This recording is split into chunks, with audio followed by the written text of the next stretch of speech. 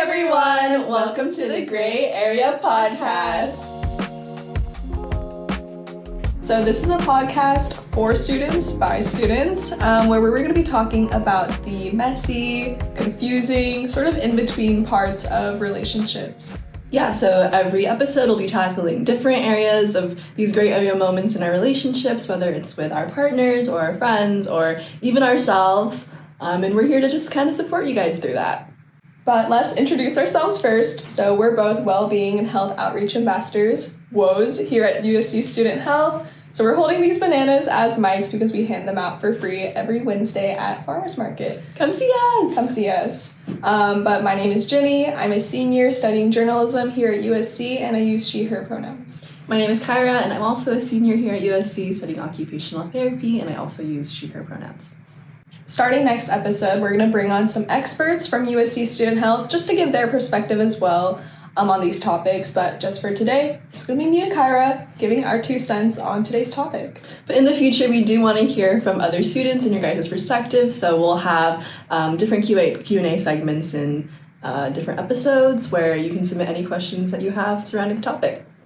Yes, so with the start of 2025 and going into the new year, today's topic will be about how to know if you're ready for a new relationship or if you should be prioritizing yourself instead. So, Kyra, Yeah.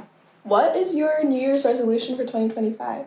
My New Year's resolution, I think, is actually to be more comfortable being by myself. I think, like, growing up and stuff, I've been very dependent on my friends. I feel like that's not something I've wanted to admit in recent years, but I think I've noticed now that I think I seek a lot of my happiness from my relationships and my friends, which is a good thing. Like, your friends are there for you and your loved ones are there for you, but like at the end of the day, like, you gotta rely on yourself, and I want to find fulfillment from being alone and while also maintaining my healthy relationships, but finding that balance. So that actually is my New Year's resolution. I know it's very timely for the topic, but it is my resolution. No, that makes sense, and I don't know.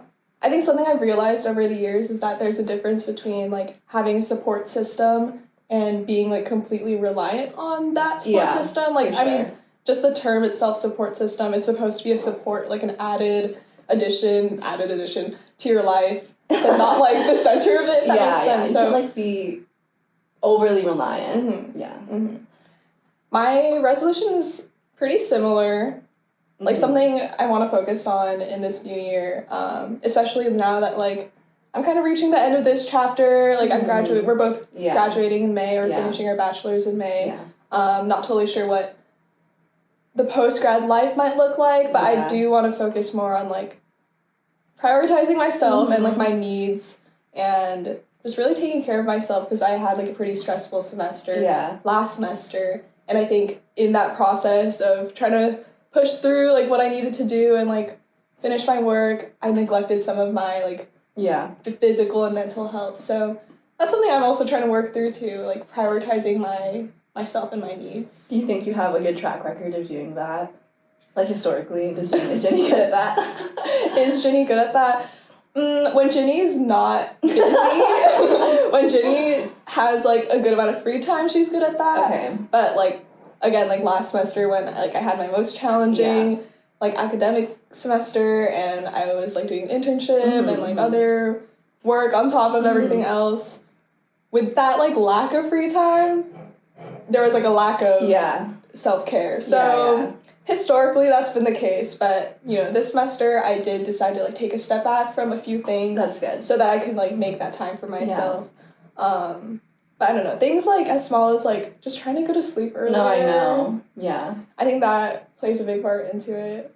Yeah. I think it's difficult, especially in this time of our life, like, being an undergrad and, like, having all these different, like, communities and, like, people in your life that you love and you're close to and you want to spend time with. Like, there's only so much time in the day, and obviously, like, we're students, so we have to prioritize our studies and getting our grades up, but then also and learning as well. But then we also have, like, relationships that we want to invest in, but then we also have ourselves to take care of and, like, our basic needs, like feeding ourselves, like, I don't know, doing meaningful things. So it can be hard to, like, just in the time that you have in the day to make space for, like, all of that, you know. And I think it's like, like, sometimes you can't do both. Like, if you want to see your friends, but you also have to take care of yourself, it's like, I need to, like, stay home and like, just relax and decompress, even though I might want to, like, hang out with the girls. Like, I don't know. Mm-hmm. Does that make sense? Yeah.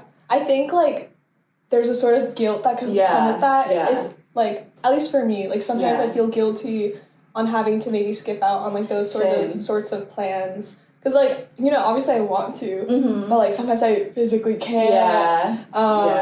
So there's, like, some guilt there, but, like, logically I know there won't be, like, really judgment there, but I think internally, like, I still feel, like, a little bit guilty. So I want to work on that, too. It's also kind of, like, FOMO, too, because, like, I think especially even more so now that we're graduating, it's like, oh my gosh, like, this is the last opportunity that we have to, like, see these people or do these things, or there won't be another next time, which might be, like, a little dramatic. Like, there will be next times, but it feels that way sometimes. But, like what you said, I think a lot of the times, like, your friends are understanding and they're going to be there no matter what. But also, we've talked about this before, I think if you're, like, expending yourself so much and, like, pouring your energy into, like, a bunch of different things and, like, neglecting the person who is going through these things, it's like you're gonna, like, burn yourself out even more, and, like, it's kind of like this, like, contradictory cycle where you want to be able to do these things, but because you're so, like, you're expending yourself, like, you don't have the energy to do them anymore, you know? You can't, like, do everything. Yeah. As much as, like, a lot of college students, like, have this, like, image they want to project. For sure. That they can accomplish everything. Yeah. Sometimes it's just not possible, and that's okay. And that's okay. Your best looks different every day. So true. Yeah. But I want to, like, talk a little bit about, like, what tangibly, like, this might look like. Like, for me, I don't know, my New Year's resolutions tend to be, like, pretty, like, kind of, like, broad things like this. But, you know, there are, like, kind of, like, specific steps that, like, I know will help me to, like, kind of achieve this. For me, one thing I've been doing a lot, well, mind you, we're, like, 3 weeks into 2024. But I've been really good about, like, investing more time into, like, journaling. That was something I used to... Me too! Yeah. That was something I used to be, like, really... I just used to be really good at journaling. Yeah. Not, like, good at it, as in, like, I did it a lot. Yeah. But honestly, as soon as I got to college, I lost that priority, or, like, setting that time aside to do it. But, I mean, these past 3 weeks, you know, the start of a semester, obviously, like, the wildfires are happening here in LA. So, like, there's been a lot of things that are overwhelming and things that I, like, kind of need to work through. And of course, like, I know I have a support system of people I can turn to in person or, like, over call and, like, talk through things. But sometimes, like, just kind of having that internal dialogue with myself and, like, kind of figuring out exactly what it is I'm feeling, like, why I'm feeling it. For me, like, writing it down in, like, my just, like, private journal helps the most. So this is, like, a fully, like, me time. Like, this is fully just me and Jinny. Time simply for myself to, like, again, like, kind of almost, like, have a conversation with myself, and, like, having that time specifically set aside feels really good. Yeah, I think I also used to be, like a frequent journaler, but it takes so much time for me, not because I'm, like, thinking really hard of what to write, but I just, like, once I start writing, like, like, I'm writing out my feelings and, like, everything, like, bearing my soul to this book. But recently I got this 5-minute journal from my boyfriend. I don't know if you've heard of the 5-minute journal. It's kind of everything. It's really cool, but it's literally just, like, every page, it's, like, what are you grateful for in the morning? There's a quote to, like, guide your day, and then, like, what would make the day great, and then the daily affirmation that you write yourself. And then at the end of the night, you write, like, the highlights of the day, or, like, what did you learn from the day? Which I'm like, that's pretty palatable for me, and, like, you know, it's, like, it doesn't, you know, I know that it's not going to take, like, an hour of my time. It's literally going to take, like, a few minutes, and yeah, doing those little things that are meaningful to you. As an OT major, love my meaningful occupations. I think they really do, like, add to the quality of your life and, like, your wellness. I think we should talk, speaking of relationships, what is it like for us as we're, like, navigating this self-prioritization journey this year? How is that, like, we talked a little bit about, like, having different friendships in our lives, but, like, how do you navigate that, being in, like, a committed relationship, or... other relationships in your life too. Just to provide some background, Kyra and I are both in relationships, so that kind of like informs some of our perspective on these things. But I think for me, like, I'm also in a long distance relationship, so you know, we don't see each other in person, like face to face, very often. So having like the communication, like over text, over call, like those things are really important to us. But I do have to kind of stay cognizant and like keep myself accountable to not like.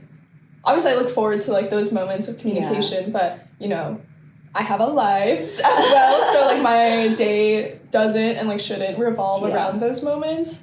A romantic relationship should always be like a positive addition to your life and not like the center of it. You know, sometimes that's easier said than done, or like in practice, like maybe not totally sure like what that looks like, but I don't know.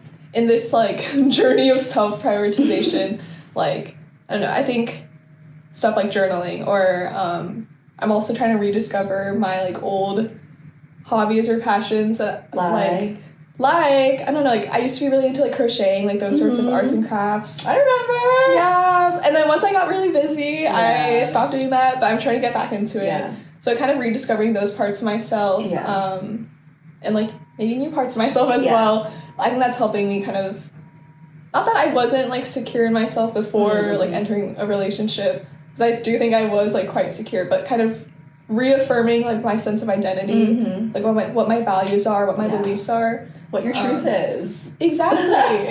I don't know. How do you feel about that? Yeah, I think I really resonate a lot with what you said, and I think for me, my relationship is, I feel like when I mentioned to you before, there's so many things that you're doing throughout the day, so whenever there's like free time, I'm like trying to align my schedule with like my boyfriend. I'm like, okay, like when can I see you, like this like little block that I have, I want to see this person, which is great, and like of course like I need that, so like at times to be able to like see him and check in on him and stuff like that, for us to be able to connect throughout the day. But at the same time, it's like that one block might be the only time I have in the day like for myself, and I think it's just like knowing that you know, maybe today or like maybe during this time when I could give him a call or eat with him, like I can do that for myself, like I can just like hang out with myself, and not that I don't love hanging out with my boyfriend, but just like I don't get a lot of time alone, and I think it's something that I want to be again more comfortable doing. And it's not always the most like the easiest decision, like of course like it might be more easier to like give him a call or something. I'm like, no, like let me like try to practice being alone, and like again like investing in things that I can do by myself,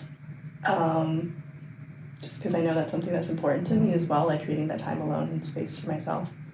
But yeah, I think exactly what you said, like knowing that like you can't like revolve your whole entire life around like your partner when you have things that you need to take care of as well. But knowing that they're there and they'll support you and like you can make things work. But along those lines, I think, because you talked about this too, like you said you were pretty secure going into your relationship and like you felt pretty assured in yourself, like before committing. But for people who like are like looking to start new relationships, or like from experiences you might have seen with your friends or your peers, like what do you think are like the good signs to know that like, okay, I'm ready? For people who are thinking about going into a new one this year. Yeah, I think one thing to note, like before I like met my boyfriend and like entered this relationship, was I wasn't looking for it. Like I wasn't looking for necessarily to enter a new relationship. Obviously I was like open to the possibility, but again, it wasn't like a goal I had, or I wasn't trying to like make it a priority to like find love, like whatever. But like again, like I was saying that like I felt like I was like pretty secure and like had a strong sense of self before.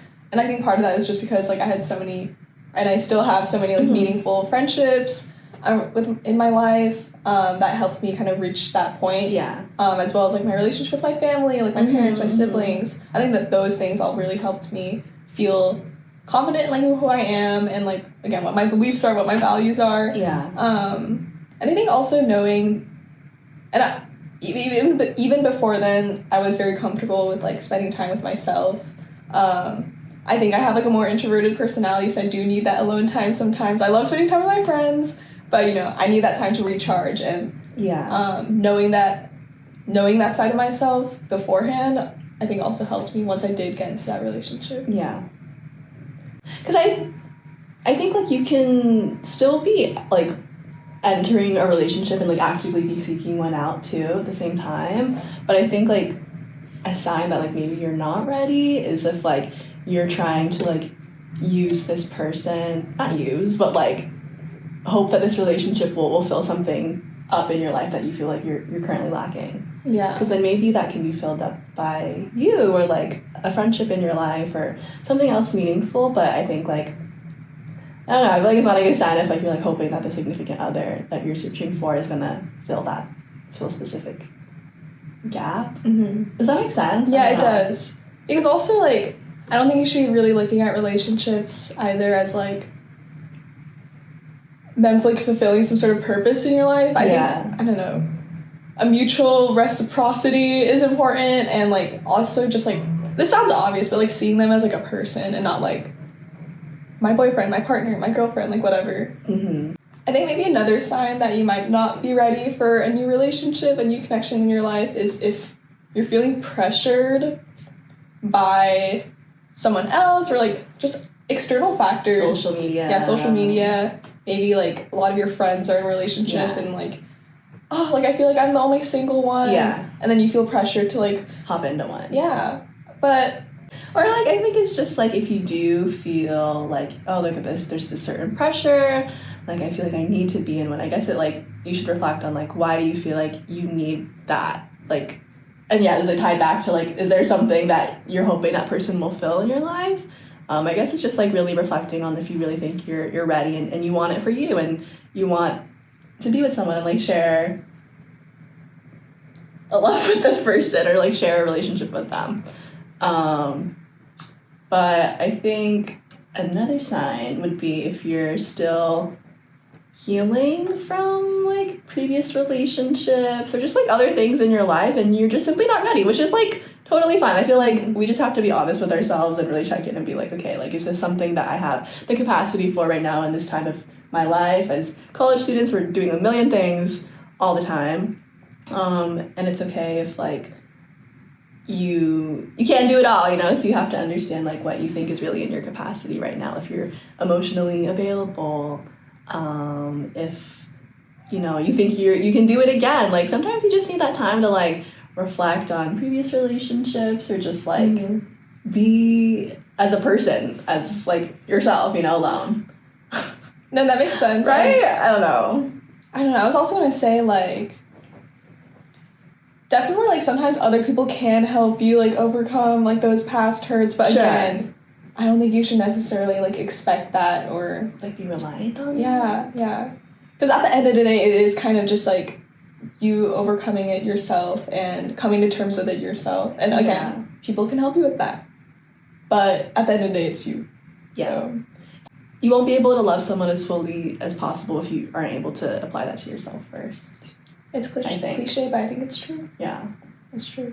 And it's always going to be a work in progress. Like, it's always going to be something that, like, clearly we're still also trying to figure that out as well. It doesn't have to be, like, you can work on yourself while trying to start a new relationship, but just, like, being honest and real with yourself. Yeah.